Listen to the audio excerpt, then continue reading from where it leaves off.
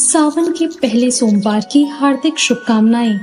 आइए मिलकर सुनते हैं सावन सोमवार की व्रत कथा। एक समय की बात है, एक नगर में एक धनी व्यापारी रहा करता था। दूर दूर तक उसका व्यापार फैला हुआ था। नगर में उस व्यापारी का सभी लोग मान सम्मान करते थे। इतना सब कुछ होने पर भी वो व्यापारी अंतर्मन से बहुत दुखी था, क्योंकि उसका कोई पुत्र नहीं था। दिन रात उसे एक ही चिंता सताती, उसकी मृत्यु के बाद इतने बड़े व्यापार, धन और संपत्ति को कौन संभालेगा। पुत्र पाने की इच्छा से वो व्यापारी प्रति सोमवार भगवान शिव की पूजा और व्रत करता। शाम को व्यापारी शिव मंदिर में जाकर भगवान शिव के सामने घी का दीपक जलाता। उस व्यापारी की भक्ति देखकर एक दिन पार्वती माँ ने भगवान शिव से कहा, हे प्राणनाथ, ये व्यापारी आपका सच्चा भक्त है। कितने दिनों से ये सोमवार का व्रत और पूजा नियमित कर रहा है। आप इसकी मनोकामना अवश्य ही पूर्ण करें। भगवान शिव ने मुस्कुराते हुए कहा, हे पार्वती, इस संसार में सबको उसके कर्म के अनुसार ही फल प्राप्त होता है। जैसे प्राणी कर्म करता है, उनका फल उन्हें वैसा ही प्राप्त होता है। इसके बावजूद पार्वती जी नहीं मानी। उन्होंने आग्रह करते हुए कहा, नहीं प्राणनाथ, आपको इस व्यापारी की इच्छा पूरी करनी ही होगी। ये आपका अनन्य भक्त है, प्रति सोमवार आपका विधिवत व्रत करता है और पूजा अर्चना के बाद आपको भोग लगाकर ही भोजन ग्रहण करता है। आपको इसे पुत्र प्राप्ति का वरदान देना ही होगा। पार्वती जी का इतना आग्रह देखकर भगवान शिव ने कहा, तुम्हारे आग्रह पर मैं इस व्यापारी को पुत्र प्राप्ति का वरदान देता हूँ, लेकिन इसका पुत्र 16 वर्ष से अधिक जीवित नहीं रहेगा। उसी रात भगवान शिव ने स्वप्न में उस व्यापारी को दर्शन देकर उसे पुत्र प्राप्ति का वरदान दिया और उसके पुत्र के 16 वर्ष जीवित रहने की बात भी बताई। भगवान के वरदान से व्यापारी खुश तो था, लेकिन पुत्र की अल्प आयु की चिंता ने उसकी खुशी को नष्ट कर दिया। व्यापारी पहले की तरह सोमवार का विधिवत व्रत करता रहा।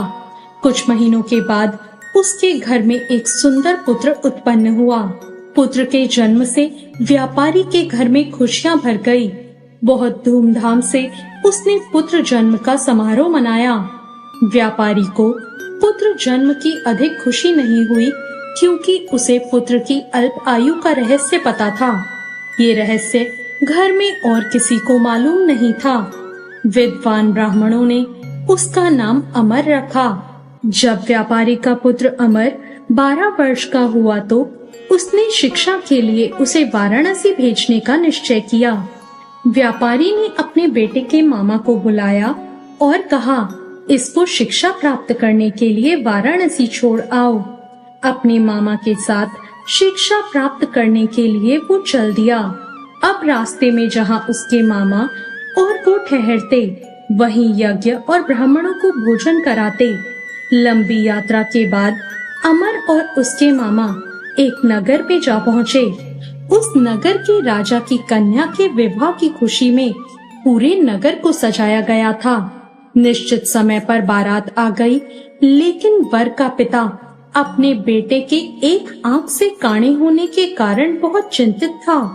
उसे इस बात का भय था कि अगर राजा को इस बात का पता चला तो वो विवाह से इनकार कर देंगे और इससे उनकी बदनामी होगी। वर के पिता ने अमर को देखा तो उसे विचार आया। उसने सोचा, क्यों ना इस लड़के को दूल्हा बनाकर राजकुमारी से विवाह करा दूं। विवाह के बाद इसे धन देकर विदा कर दूंगा और राजकुमारी को अपने नगर ले जाऊंगा। वर के पिता ने इस संबंध में अमर और उसके मामा से बात की। उसके मामा ने धन मिलने के लालच में वर के पिता की बात को मान लिया।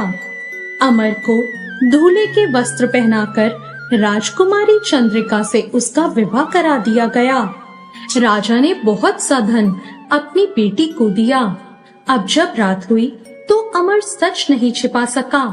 उसने राजकुमारी की ओढ़नी पर लिख दिया, राजकुमारी चंद्रिका, तुम्हारा विवाह मेरे साथ हुआ है। मैं तो वाराणसी में शिक्षा प्राप्त करने जा रहा हूँ। अब तुम जिस नवयुवक की पत्नी बनोगी वो एक आंख से काना है। जब राजकुमारी ने अपनी ओढ़नी पर लिखा हुआ पढ़ा तो उसने उस काने लड़के के साथ जाने से इनकार कर दिया। राजा ने सारी बात जानकर राजकुमारी को महल में ही रख लिया। उधर अमर पढ़ने के लिए अपने मामा के साथ वाराणसी पहुंच गया। अमर ने गुरुकुल में पढ़ना शुरू कर दिया।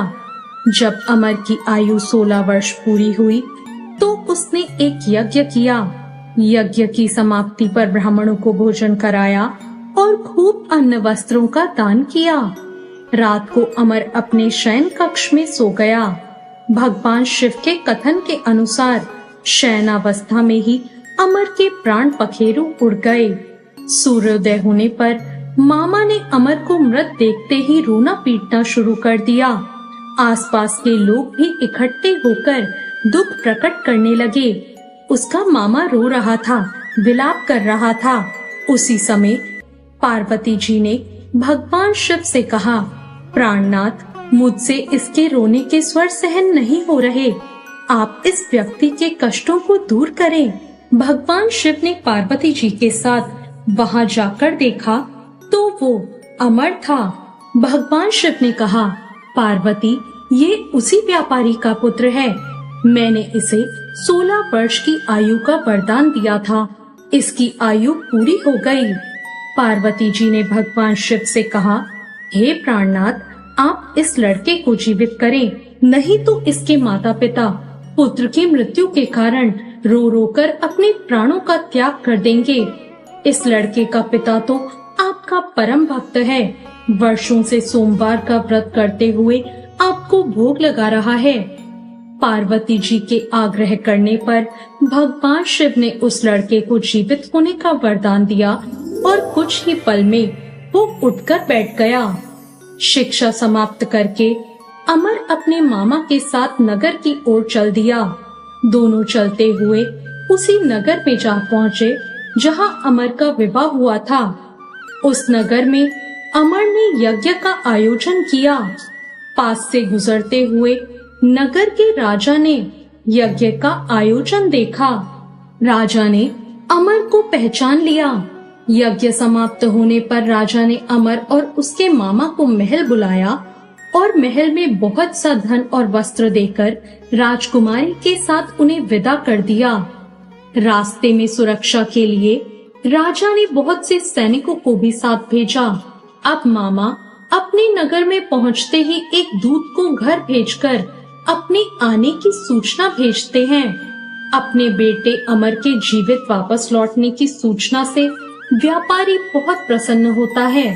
व्यापारी ने अपनी पत्नी के साथ स्वयं को एक कमरे में बंद कर रखा था। भूखे प्यासे रहकर व्यापारी और उसकी पत्नी अपने बेटे की प्रतीक्षा कर रहे थे। उन्होंने प्रतिज्ञा कर रखी थी कि यदि अपने बेटे की मृत्यु का समाचार मिला तो दोनों अपने प्राण त्याग देंगे। व्यापारी अपनी पत्नी और मित्रों के साथ नगर के द्वार पहुंचा। अपने बेटे के विवाह का समाचार सुनकर पुत्र वधू राजकुमारी चंद्रिका को देखकर उसकी खुशी का ठिकाना न रहा। उसी रात भगवान शिव ने व्यापारी के स्वप्न में आकर कहा, हे श्रेष्ठी, मैंने तेरे सोमवार के व्रत से और व्रत कथा सुनने से प्रसन्न होकर तेरे पुत्र को लंबी आयु का वरदान दिया है। ये सुनकर व्यापारी बहुत प्रसन्न हुआ। सोमवार का व्रत करने से व्यापारी के घर में खुशियां लौट आई। जो लोग सावन के सोमवार का विधिवत व्रत करते हैं, व्रत कथा सुनते हैं, उनकी सभी इच्छाएं पूरी होती हैं। तो ये थी आज की कथा। आपको आज की ये कथा कैसी लगी, कमेंट करके जरूर बताएं। साथ ही मेरे चैनल भक्ति ज्ञान को सब्सक्राइब करना ना भूलें। धन्यवाद।